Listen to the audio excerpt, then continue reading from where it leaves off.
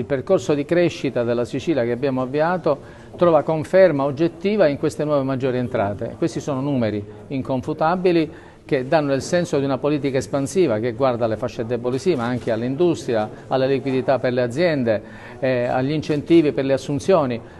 Tutto questo si inserisce in una realtà per la quale stiamo vivendo quotidianamente tendenti a migliorarlo. Un rapporto dialettico col governo nazionale di reciproco rispetto ma di reciproca attenzione. Oggi credo che i siciliani possano essere un po' più sereni per il loro futuro, ma questo non mi consente di fermarmi. Noi continueremo quotidianamente per migliorare la qualità della vita dei siciliani. Questa è la scommessa che io ho assunto quando ho giurato in Corte d'Appello, quando ho assunto l'incarico e mi sono insediato come Presidente della Regione. Risultato storico, il passaggio dal deficit al surplus, registriamo un avanzo di amministrazione di 2 miliardi 150 milioni di euro che potranno essere destinati a spese per lo sviluppo. Ci consentirà di portare avanti la politica per lo sviluppo, la politica espansiva avviata dal governo Schifani, anche declinandola attraverso i nuovi poteri ottenuti dallo Stato con la recente modifica delle norme di attuazione dello Statuto che ci consente di introdurre la fiscalità di vantaggio. Siamo davvero orgogliosi del risultato, una Sicilia,